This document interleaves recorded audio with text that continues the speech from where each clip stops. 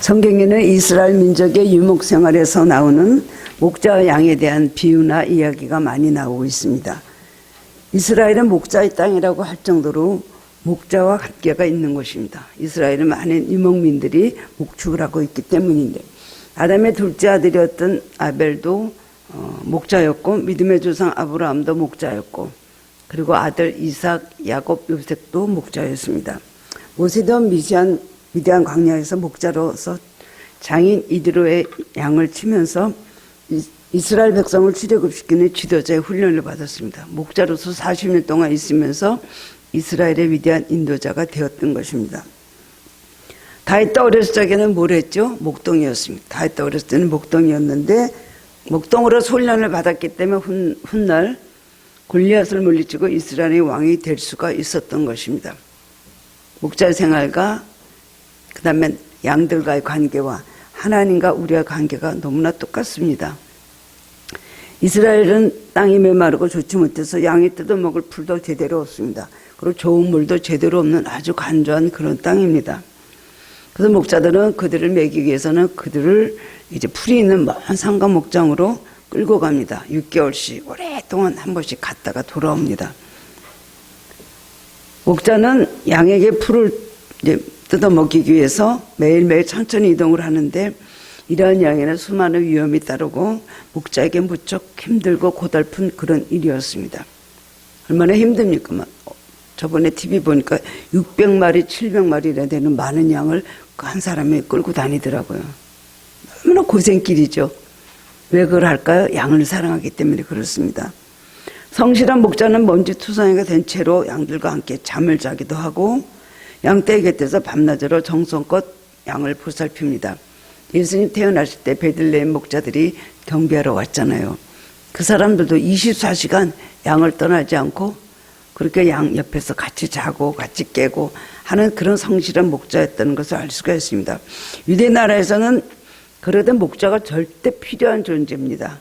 그리고 목자가 없으면 양은 하루도 살 수가 없습니다. 갓난아기, 아니 조금 큰 아기라 그러대. 아기 젖먹이는 아이들이 엄마가 없으면 하루도 살 수가 있습니까? 친엄마가 아니면 위탁물에도 갖다가 먹이고, 아니면 고아원으로 갖다 주죠. 마찬가지입니다. 양과 목자의 관계는 절대 신뢰, 절대 순종으로 사랑의 공동체를 이루고 있습니다.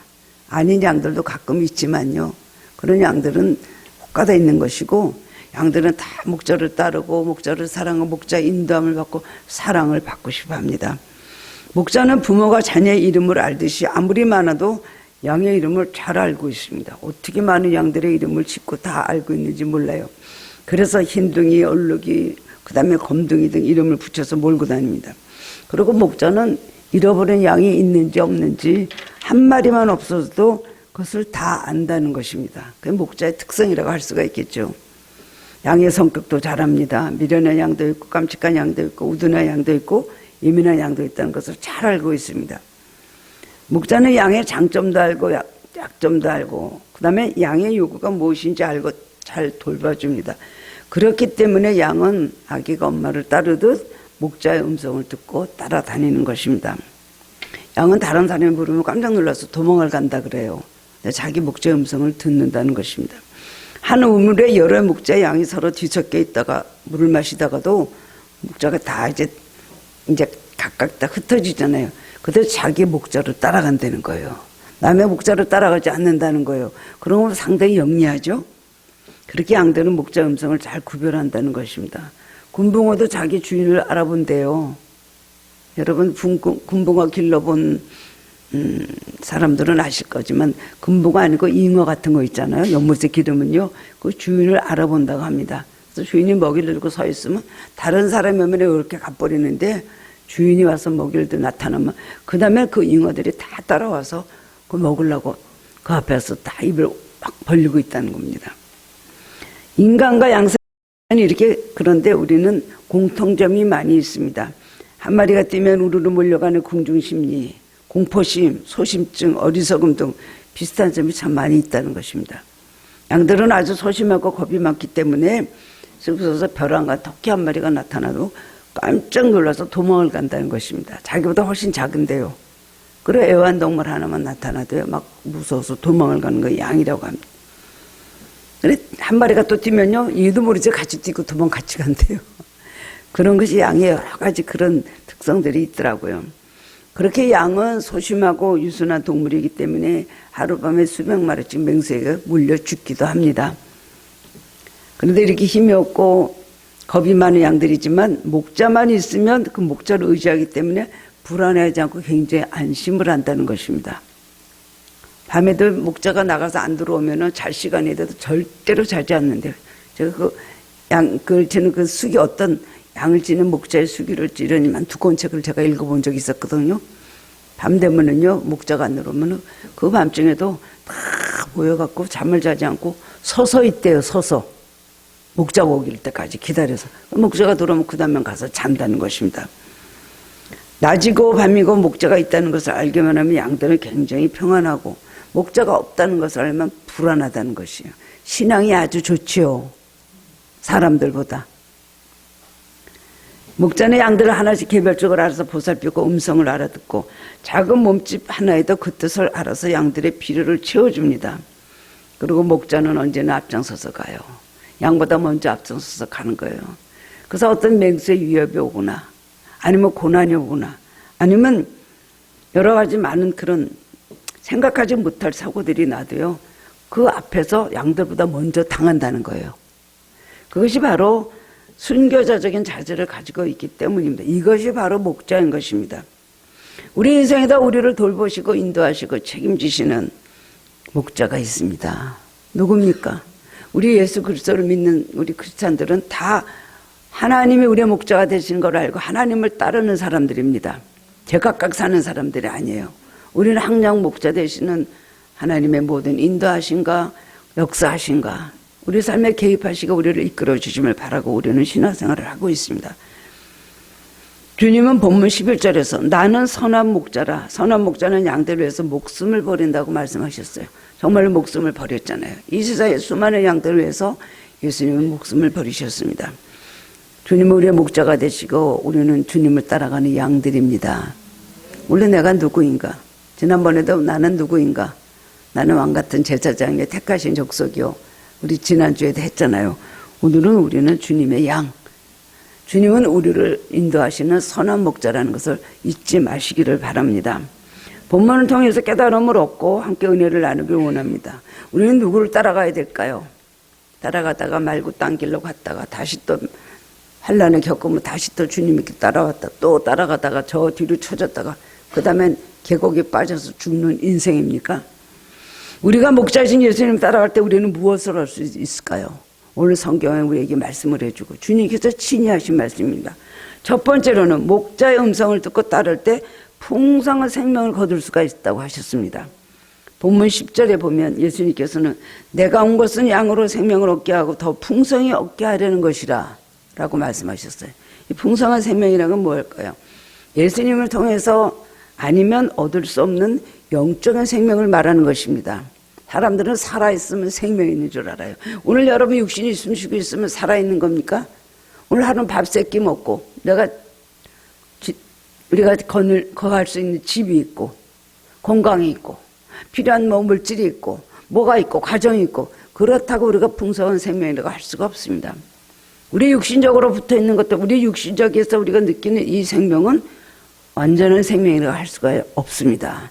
그건 육적인 생명입니다. 어디까지. 그러나 여기서 풍성한 생명이란 것은 예수님을 따를 때 오는 영적인 생명, 영혼의 생명, 마음의 생명, 생각과 의식 속의 생명이라고 할 수가 있어요. 이거를 세상 것 가지고 해결할 수 있습니까?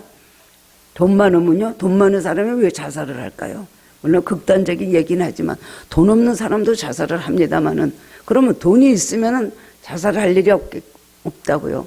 돈이 많은 집 자녀들은 문제가 없다고요? 그렇지 않잖아요. 남보다 더 불행한 걸 보게 되잖아요. 완전한 생명은 주님으로부터 주시는 풍성한 생명을 얻을 때 우리는 완전히 행복할 수가 있다는 것입니다. 예수님께서 이 땅에 오신 목적은 바로 그것을 말씀하시는 거예요. 하나님의 뜻을 이루고 그 다음엔 진리 가운데서 풍성한 생명을 누리게 하시기 위해서 오셨습니다. 예수님이 이 세상에 오실 때 부자들도 있었어요. 지식인도 있었어요. 잘난 사람들도 있었어요. 부족함이 없는 사람들도 있었어요. 명예나 권세는 모든 걸 얻고 행복하다는 사람들도 있었어요. 그러나 그들에게도 영원한 생명이 필요하시기 때문에 예수님께서 오셨다는 겁니다. 그게 바로 선한 목자. 우리가 선한 목자를 따를 때 우리는 피곤하지 않고 곤비하지 않고 정말로 우리 마음에 완전한 행복을 느낄 수 있는 그런 생명을 우리에게 주신다는 겁니다. 목자들이 풀밭을 찾아서 양을 이끌 때 양들은 그 목소리를 잘 따라갑니다. 양들은 풀을 열심히 뜯다가도 목자의 음성이 들리기만 하면 곧바로 목자 곁으로 모여서 들어서 목자가 인도하는 대로 따라갑니다. 목자는 혹시 양들이 독초를 먹지 않을까 보니까 독초가 있는 거예요. 그리고 양들이 먹을 때 갑자기 피리를 붑니다. 막 소리를 지르고 지팡이를 들면 양들이 막 먹다가도 갑니다. 맹수에서 밀려가지 않을까 아니면 길을 잃지는 않을까 병들지는 않을까 염려해서 양들에서 목숨까지도 바칠 각오로 양들을 돌본다는 것이죠. 그것이 선한 목자예요. 그런데 때로는 사건 목자가 있습니다. 오늘도 사건 목자에 대해서 예수님 말씀하셨는데요. 게으르고 무책임한 목자입니다. 사건 목자의 목적은 뭐죠? 양을 잡아먹는 데 있습니다. 지금도 이단들 잘못된 것을 가르치는 그런 우리 기독교 안에도 있고 다른 종교도 있고 사람들을 죽이고 멸망시키는 하는 그런 사건 목자들이 너무나 많이 있죠. 양을 관심을 가지고 돌보지 않기 때문에 양들이 영양실조에 걸리거나 맹수에게 물려가거나 잘못된 길로 가가지고 계곡이 떨어지는 곳 이런 데도 상관하지 않습니다. 선한 목자는 양들에서 목숨을 버립니다. 완전히 희생합니다. 그러나 싹구는 목자가 아니기 때문에 자기에게 어려움이나 자기에게 불이익 당할 때는 완전히 피해버립니다. 절대로 손해보지 않고 절대로 희생하지 않는 것이 바로 싹구 목자입니다. 여러분 오늘 목자라는 건 양을 기르는 목자 얘기가 나오죠. 그 다음에 예수님이 나는 선한 목자라고 우리에게 또 비유를 오늘 말씀해 주시죠. 그럼 우리는 주님이 우리의 목자 되시고 우리는 주님의 양입니다만 우리도 목자입니다. 이걸 알아야 됩니다. 목자 되신 예수님이 디베라 바닷가에서 요한복음 21장에서 베드로에게 말씀하셨잖아요. 내 양을 먹이라. 내 양을 치라. 그건 너도 목자 사명을 너에게 준다는 것이에요. 목사만 목자가 아니죠. 여러분 가정에서도 여러분 자녀들 믿음을 이끌고 믿음이 연약한 가족들을 이끄는 사람은 목자입니다. 여러분이 또 교회에서도 공동체를 맡고 있고 여러분에게 직분을 주셔서 여러분의 사명을 주실 때 여러분도 목자의 작은 목자 역할을 감당하라고 주신 겁니다. 그러면 싹구 목자같이 됐어야 되겠습니까? 적당히 맡아갖고 하다가 알게나 뭐냐. 나에게 맡겨주신 양들은 내 양이거든. 주님의 양이면서 내 양입니다. 그럼 오늘 선한 목자, 주님의 선한 목자면 나도 선한 목자가 돼야 되겠죠. 적은 공동체라고 무시하고 내가 힘들다고 관심이 없고 나에게 비협조적이라고 내가 거기에 대해서 우리에게 주신 책임을 다하지 않고 어떤 이런 이유로 저런 이유로 목자 역할을 감당하지 않는다면 여러분 바로 그런 사람들 뭐라 하죠? 싹군 목자다. 그 사람 때문에 시험에 들어갔고 만약에 공동체 가족들이 그 사람 때문에 시험에 들어서 전 무슨 공동체 리더가 지도자가 저러냐. 아이 이 교회는 틀렸다. 그럼 하는 게 시험에 들었다 그러세요. 그거 바로 싹군 목자예요. 잡아먹는 데 그 목적이 있다 그랬잖아요. 선한 목자는 손해를 보고 불이익을 당하고 힘든 일이 있어도 하고 어려움을 당해도 내가 겪고 목숨까지 버린다는 것입니다. 시편 23편에서 다윗은 여호와는 나의 목자시니 내게 부족함이 없도다라고 노래하고 있죠. 다윗은 나중에는 하나님 그를 높이셔서 정말 부족함이 없는 삶을 살게 되었습니다. 부귀나 영화나 그 다음에는 뭐 엄청나는 명예를 많이 가지고 세상적으로 정말 높이 성공하였죠.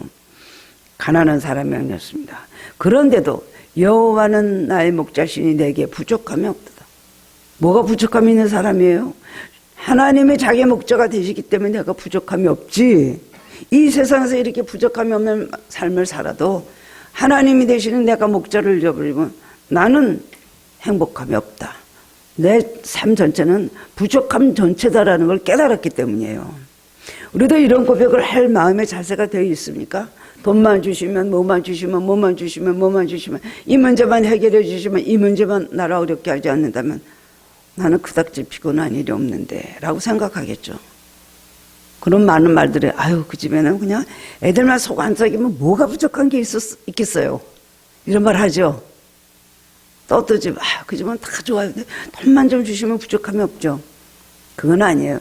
부족하면 이 모든 것을 초월해서 전체적으로 우리를 덮으시고 우리를 갖다 채워주시는 것이 하나님의 사랑이십니다. 이걸 알아야 되는 것입니다. 우리는 하루에도 무슨 일이 일어날지 모르는 그런 어려운 시대를 지금 살고 있습니다. 정치, 경제, 문화, 전쟁, 질병, 가정적으로 너무너무 위험에 둘러싸여 있습니다. 자녀들 낳아서 길러서 이 세상으로 내보낼 수가 있겠어요? 마약에 이렇게 난무를 하고 그냥 잘못된 성범죄, 그 다음엔 죽이는 일도 그냥 아무 죽이고 나서도 아무 잘못도 못 느끼고 내가 왜 그랬는지 모르겠다. 그게 답변이더라고요. 이런 세상 속에 지금 살고 있습니다. 어떻게 가야 될지 모르면 길도 안 보일 때가 얼마나 많아요. 지혜가 필요하고 선택할 때마다 우리는 주님의 도우심이 필요합니다. 목자의 음성을 따라야 잘못된 길로 나갈 수가 있습니다. 이 길이 좋은 길로 가다 보면 낭떠러지요. 이 길이 좋은 길로 가다 보면 다리가 끊어져 있어요. 우리는 목자 되시는 주님만 따라갈 때에 우리는 바른 길로 걸어갈 수가 있습니다. 그리고 목자 되신 예수님이 내 곁에 계신다는 생각을 가지고 그런 믿음으로 살면 마음이 든든합니다. 근데 목자가 없으면 어떻게 돼요? 찔리는 대로 상하죠. 그 다음엔 독초를 먹죠. 이래저래 병들어서 영혼의 자기를 취해주고 생명을 드실 분을 안 계시기 때문에 그런 사람들은 멸망 길로 갈 수밖에 없는 것입니다. 우리가 무엇인가 모르게 불안하고 지치고 영적으로 방황하고만 있다면 그것은 선한 목자를 온전히 따르지 못하기 때문입니다. 사람이 재물만 따라가다 보면 나중에는 실패하게 돼요. 사람만 따라가다 보면은 이 사람이 날 도와줄 것 같지만 나중에는 그 사람을 통해서 반드시 실망할 일이 생기게 합니다. 명예와 세상적인 행복을 모두 손에 얻었다 할지라도 공허함을 느끼고 좌절할 수밖에 없는 게 우리 인생입니다. 목자 되시는 하나님이 내 앞에서 나를 인도하시지 않으면 나는 복된 길로 갈 수가 없는 걸 알아야 됩니다. 선한 목자 되신 예수님을 따를 때 우리는 풍성한 생명과 행복을 얻고 구원을 얻게 된다는 사실을 잊지 마시기를 바랍니다. 두 번째로는 목자의 음성을 듣고 따라갈 때 길을 찾게 됩니다. 14절 보면 나는 선한 목자라 나는 내 양을 알고 양도 나를 안다라고 하셨습니다.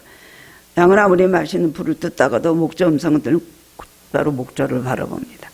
그리고 목자가 지팡이를 들고 피리를 불기 시작하면 목자의 지팡이가 가르치는 쪽을 바라보고 따라가기 시작한다는 거예요. 왜 그럴까요? 양들은 체험이 있거든, 경험이 있거든요. 목자가 맨 앞에서 가면서 지팡이를 오른쪽을 가리킵니다. 아니 왼쪽을 가리킵니다.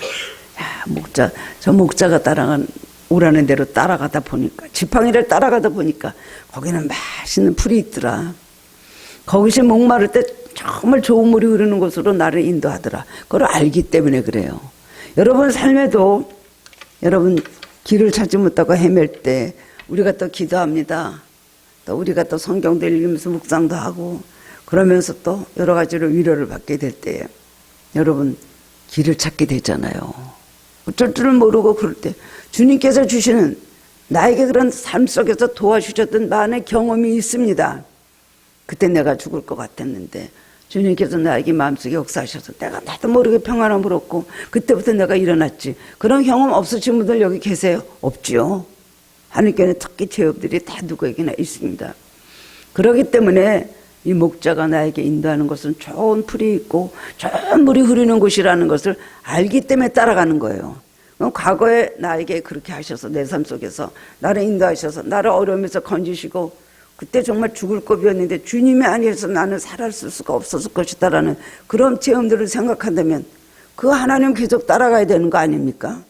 어려움에 와도 또 그 하나님을 따라가야 되고 낙심될 일이 있어도 또 그 목자 되신 하나님을 따라가야 됩니다.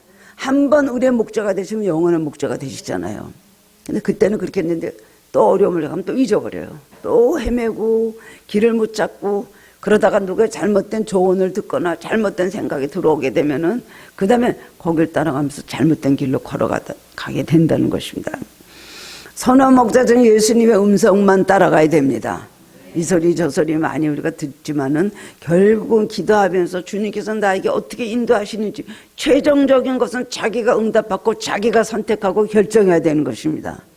그 누구 책임이 아니에요. 천국을 선택할 것이냐 지옥을 선택할 자기 자유죠 뭐.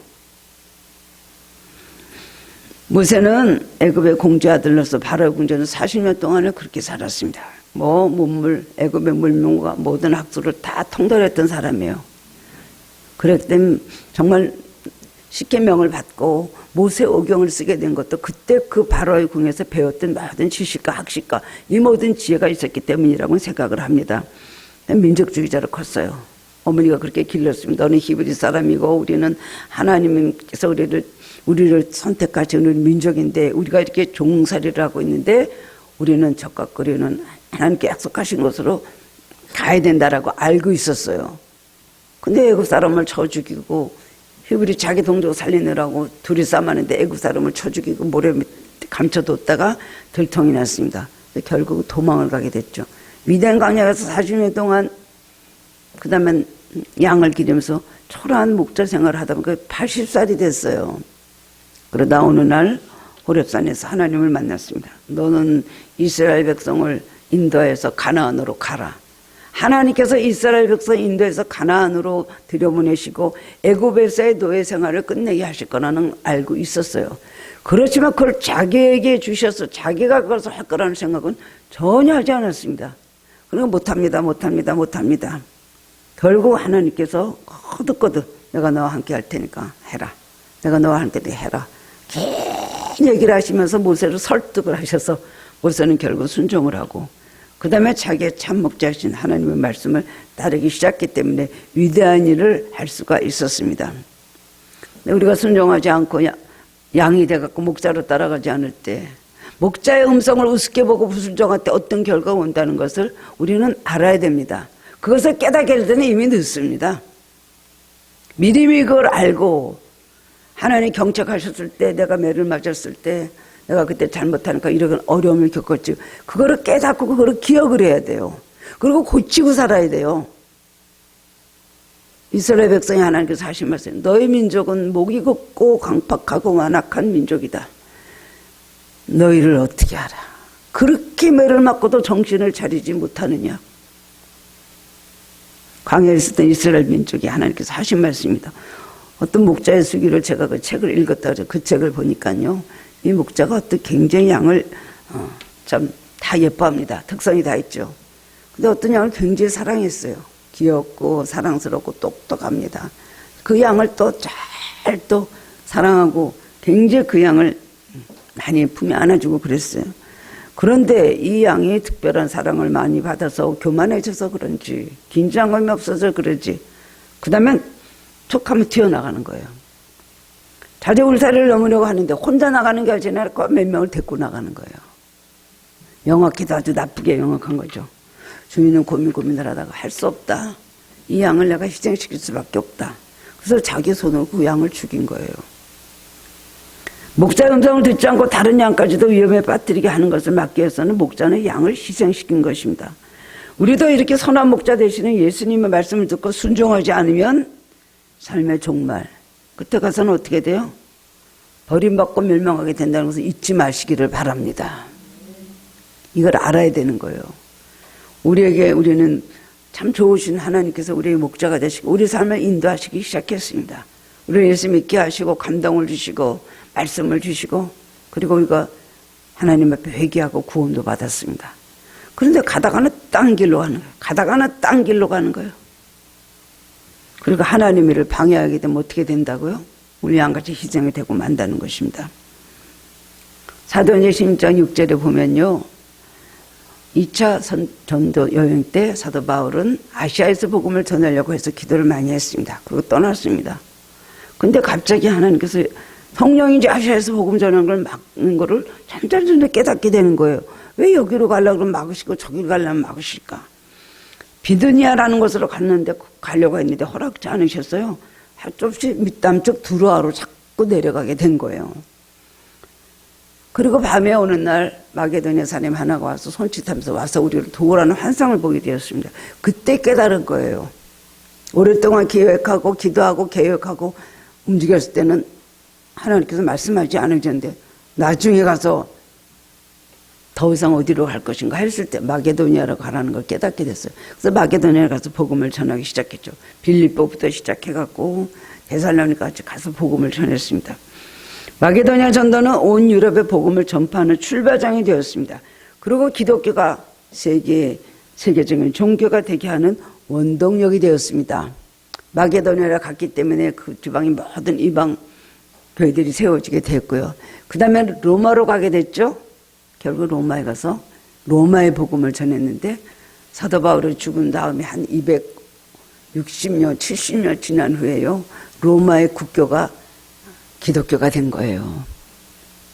많은 성도들 피 흘림이 로마에 있었기 때문에 그것이 바로 순교의 제물이 돼서 로마가 예수를 믿게 되었고, 로마가 예수를 믿으니까 바로 세계적인 그 나라에 있던 대국 로마가 기독교가 되니까 그 다음에 그 복음이 유럽으로 다 전해져서 오늘 우리도 예수를 믿게 된 것이 결국 하나님의 역사심이었던 것을 알 수가 있습니다. 사도 바울의 순종 때문이에요. 순종 때문에 그랬습니다. 우리는 작은 말씀 주실 때 무슨 뜻으로 이런 말씀 주시는지 알 길이 없습니다. 그렇죠? 미리 이렇게 해서 내가 이렇게 하려고 해서 이러니까 너 이렇게 해라. 그럼 우리는 말 잘 듣죠. 근데 처음에 뭐 이래, 이건 뭐야, 내 생각하고 다른데, 아 이건 아닌데 라고 하면서 자꾸 불순종하다 보면은 나중에 가서 하나님 뜻이 나타나게 될 때는 큰 차이가 나게 되는 것이죠. 저는 우리 논현동에 지금 신동아파트 지금 거기 지은 데가 있어요. 거기를 우리가 이제 재건축하는데 거기 재건축하려고 집 있던 거 재건축할 때까지 쭉 기다렸다가 재건축을 하게 돼가지고 가서 그 집에 들어가서 살려고 굳건하게 계획을 잡고 있었습니다. 강남에서 그래도 살아야지. 그래서 반포 살면서 계속 그 집이 지어지기만 기다리고 있었어요. 그래도 가가지고 이제 보니까 하나님께서 맡기 시작을 하는데요. 제가 가서 이렇게 뽑았는데 2층을 뽑았어요. 아, 이거 마음에 안 들잖아요. 아, 좀 높은 층을 뽑아야 되는데. 그 다음에 가서 보니까 왜 이렇게 마음에 안 들까요? 그러면 처음부터 넌 거기 가지 마라 그랬으면 그 생각도 안 했을 텐데 하나님 내가 그렇게 다 들어가 살도록 장로님하고 그럴 때까지 가만히 계시다가 오랜 세월을 그렇게 계시다가 그 다음에 하나님 내가 그래서 하나님 그럼 어디로 갈까요? 저 집 마음에 안 드는 새를 주고 어디로 딴 데로 가겠습니다 하고 있는데 입에서 기도를 하는데 분당 내가 입을 탁 막았어요. 사탄의 역사인 줄 알고요. 분당이라니요. 제 친구들이 분당 나오라고 너 그 집 팔면 분당에 집 6개 사. 너 그 집 빨리 팔아. 그래서 내가 아니 나는 거기는 못 산다. 경기도를 가서 왜 사냐? 응? 막 그때 이렇게 집 짓고 그럴 때 이렇게 막 부시고 막 한신 아파트 막 급하고 막 그럴 때예요. 시범단지 지나가면 근데 아이고 이런 데 와서 어떻게 살아? 그렇게 생각했어요. 지나가다가서는 나는 분당 안 살아. 난 분당은 절대로 안 살아. 그러다 좀 이따 산풍이 무너졌잖아요. 그러니까 내가 봐라. 분당도 이제 무너진다. 바닷물에 썼다 그러더라. 막 그래서 우리 친구들이 나한테 막 너는 땅에 걸칠까 봐 어떻게 서 있냐? 말 안 들었잖아요. 근데 분당 입에서 나오니까 내가 이게 미쳤나 보다. 어저께까지 분당 안 간다고 분당 싫다고 하더니 아 그래가지고 그 다음에 역사가 일어나갖고 그냥 하여튼 장로님 속여가지고 이렇게 해갖고 분당 오게 돼갖고 왜 분당을 나로 오게 하셨을까? 이해가 안 됐어요. 정말 와보니까 지금 차 이렇게 많고 길 뭐 이렇게 복잡해. 저 며칠 왔을 때는요 없었어요. 하나도 그런 게 없고 막 동서남북로 그러고 얼마나 사람도 없고 뭐도 없고 상가도 좀 그렇고 그랬어요. 왜 여기를 보내셨을까? 왜 보내셨을까요? 하늘께 하시라고. 그땐 제가 평신도 때였거든요. 근데 벌써 하나님은 목사시켜서 여기 와서 이렇게 목회하게 하시려고 그때 분당 얘기를 하신 거예요.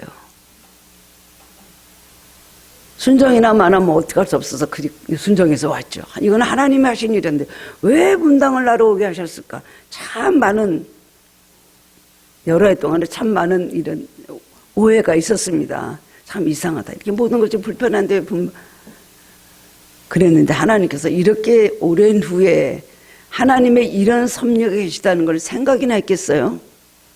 내일 일을 모르고 사는 것이 우리입니다. 우리의 목자 되시는 목자가 인도하신 데다 우리를 끌어가는 거예요. 응? 그곳에 푸른 풀밭이 있고 그곳에 푸른 초장이 있고 그곳에 쉴만한 물가가 나오는 것입니다. 근데 우리는 무조건 그냥 불순종은. 하나님의 뜻이 이거다 하면 여러분 순종해야 돼요. 그것이 불순종하고 매 맞고 오히려 망조당하는 것보다 순종해서 모든 길에 형통하고 축복받는 것이 훨씬 크고 많습니다. 영국의 유명 시인 가운데 프랜시스 톰슨이라는 사람이 있었는데요. 아버지가 의사 되길 바랬지만 자기 목적에 혼돈이 생겼어요. 그래서 의학 공부 안 하고 자퇴하고 말았습니다. 삶의 방향과 의미를 잃어버리고 고민하게 됐어요. 어느 상점에 점원으로 일했지만 실패했고요. 그 다음에 군에 입도자했지만 자격미달로 그 다음에 탈락하게 되었어요. 아편 중독자 되고 결핵에 걸렸습니다. 마지막 삶을 정리하고 시를 쓰기 시작했는데 시편 139편을 인용해서 하늘의 사냥개라는 유명한 시를 썼습니다. 그는 이 시에서 하늘로부터 쫓겨나 방황 감각을 찾지 못하던 인간이 예수님의 선한 목자의 음성을 듣고 길을 되찾았다는 은혜의 체험을 고백하고 있습니다. 드디어 목자 되신 예수님을 찾으니까 그런 은혜를 받았다는 것이죠. 삶의 방향을 잃어버리면 우리는 멸망당할 수밖에 없습니다. 자신이 가야 할 길이 어딘지 모르고 방황할 때 목자 되시는 주님의 음성을 듣고 바른 방향을 찾아야 됩니다. 마지막으로 세 번째는 목사의 음성을 듣고 따를 때 온전히 보호받을 수가 있습니다. 당연하죠. 우리를 보호해 주시는 선한 목자 되시는 우리 주님이 우리와 함께 하시기 때문이다. 언제든지 우리를 보호해 주십니다. 여러 가지 방법으로 우리를 인도하시고 보호하시고 그 다음에 훈련하시고 징계하심으로 곁길로 가지 않게 하신다는 겁니다. 예수님은 여러 가지 도구를 사용하셔서 우리를 지켜주십니다. 첫 번째는 뭐냐면 전대예요. 물맷돌이나 양을 보호하는데 필요한 것들을 넣고 다닙니다. 이건 뭐 주머니라고 할 수가 있죠. 매는 것. 이런 거 갖고 다닙니다. 목자의 전대가 있습니다. 두 번째는 맹수를 쫓을 수 있는 물매입니다. 이 돌을 이렇게 해갖고 그 다음에 이렇게 끈을 해갖고 묶어서 그 다음에 그걸 집어 던지죠. 바로 다윗도 그 물맷돌 5개로 해가지고서는 결국 골리앗의 이마에 갖다가 쳐서 박힘으로 골리앗이 쓰러지고 말았습니다. 그 다음에 또 지팡이를 가지고 다닙니다. 지팡이는 얼마나 중요합니까? 목자가 스스로 지팡이는요, 사는 것이 아니라 자기 손으로 다 깎는데요. 나물 갖다가 다 깎아서 자기 손에 아주 편한 대로 지팡이를 만들어가지고 다닌다고 합니다. 양을 우리에 넣었는데 필요하죠. 그 다음엔 보살피고 위험한 것을 구출하는데 그 다음에 쓰기도 하죠. 그 계곡에 빠지면 어떡합니까? 허리를 굽히고 그 다음에 지팡이를 걸어가지고 허리에 걸어갖고 끌어올리잖아요. 지팡이는요, 힘이 없을 때 이렇게 짚으니까 참 좋대요. 힘이, 그것도 참 좋아요. 지팡이를 들고 방향을 가리키며 양을 앞에서 인도하는데 필요한 목적의 상징과 같은 도구가 지팡이입니다. 자, 앞에 서서 가요. 지팡이로 오른쪽으로 가면 양들이 오른쪽으로 다 갑니다. 왼쪽을 들고 왼쪽으로 가면 양들이 다 왼쪽으로 따라갑니다. 인생이 아주 정말 지침표라고 할 수가, 나침반이라고 할 수 있는 것이죠. 그리고 능력의 도구예요. 지팡이는 하나님께서 모세에게 호렙산에서 주신 지팡이는 능력의 지팡이를 주셨어요. 우리 손에도 능력의 지팡이가 있습니다. 마지막 하나는 막대기입니다. 이 막대기는 필요 없는 것 같고 나쁜 것 같이 느껴지지만 이 막대기가 우리에게 가장 필요한 것인 걸 아시기를 바랍니다. 막대기를 막 목자들은 맹수를 이렇게 던지는 그 연습을 굉장히 열심히 한다 그래요. 적중해야 되는 거예요. 그래서 맹수가 달려 그 막대기를 던진다는 거예요. 그런 맹수들이 도망을 가죠. 양이 제멋대로 걷거나 위험한 독처가 있는 곳을 접근하면 목자는 또 양에게도 막대기를 던지는 거예요. 그 다음에 양이 무서워서 그 다음에 놀라가지고 무리 속으로 돌아옵니다. 인간은 다 양 같아서 제가 할 길로 각기 제가 할 길로 간다 그랬어요. 양들은 목자의 숙달된 손에 막대기가 쥐어지는 것을 볼 때 굉장히 또 위로를 느껴. 저거로 나 때릴 수도 있지 하겠지만요, 저 막대기에서 맹수를 쳐서 물리치겠지. 그걸 믿는다는 거예요. 그런 위로와 능력을 주는 막대기도 있습니다. 온갖 잘못된 주장과 주의 철학과 약한 사상이 난무한 시대에 살고 있는 우리 그리스도인들은 오직 진리신 성경만을 의지해야 되는 것입니다. 막대기가 또 뭐예요? 성경이에요, 성경. 성경 말씀은 나를 경책합니다. 성경 말씀을 깨닫고 내가 회개합니다. 성경 말씀을 통해서 내가 찔림을 받습니다. 성령의 감동을 받습니다. 그렇기 때문에 목자의 막대기는 아주 필요한 것입니다. 물질에 따라 세상 따라 정욕 따라 곁길로 가기를 좋아합니다. 그런 목자로 떠난 양이 며칠이나 살 수가 있을까요? 하나님이 신앙의 길에서 떠난 성도들을 그대로 놓아두면 반드시 사탄의 발톱에 찢기고 멸망의 구렁텅이로 떨어지고 맙니다. 하나님께서 이런 성도들을 찾으시는 방법이 뭐예요? 막대기예요. 때리는 것이죠. 잘못된 길로 갈 때, 죄악의 골짜기로 빠지려고 할 때 우리에게 질병의 막대기를 주십니다. 실패의 막대기를 주십니다. 환난의 막대기를 주셔서 죄악을 그치게 하십니다. 우리가 매를 맞을 때, 우리가 힘들 때 내가 이 원인이 무엇인가를 생각해야 돼요. 왜 선한 목자 되신 예수님 나를 이렇게 힘들기만 할까? 막대기를 통해서 나를 정신을 차리게 하라고, 나를 옳은 길로 돌아오게 하려고 나를 치시는구나. 그걸 깨닫으면은 그 양은 소망이 있는 것입니다. 근데 깨닫지 못하고 계속 잘못하다 나중에 어떻게 돼요? 맹색이 물려서 죽게 되는 것이죠. 하나님의 구절함을 듣고 징계를 받을 때 낙심하지 말고 사랑의 지식의 의미를 깨달아야 됩니다. 그리고 바른 길로 가야 된다는 것이. 우리는 수시로 잘못된 길로 갑니다. 생각으로 잘못된 갈 때가 많이 있으니 우리가 이렇게 주일날 교회 오고 모든 예배 참여한다 할지라도 우리 생각으로 마음으로 얼마나 잘못된 길로 갈 때가 많이 있습니까? 하나님은 그걸 아시잖아요. 그럴 때 계속 그 생각이 잘못되었을 때 막대기를 때린다는 것입니다. 우리는 세상 소리, 마귀의 소리, 유혹의 소리, 욕망의 소리, 거짓의 소리에 속지 말아야 되는 것입니다. 귀를 열어서 선한 목자의 소리, 복음의 소리, 영생의 소리를 들을 때 우리는 생명을 보호받게 된다는 거예요. 제일 중요한 건 영적 생명입니다. 영혼의 생명이 무엇보다 더 중요한 것입니다. 다른 생명은 이 세상에서 끊어지든 말든 그것으로 있든 없든 세상에서 어차피 세상의 육신적인 생명은 끊어지게 되는 거예요. 영혼의 생명은 영원한 것이기 때문에 우리는 영혼의 생명을 항상 지키고 살아야 되는 것입니다. 그거 무시하다가는요 어떻게 됩니까?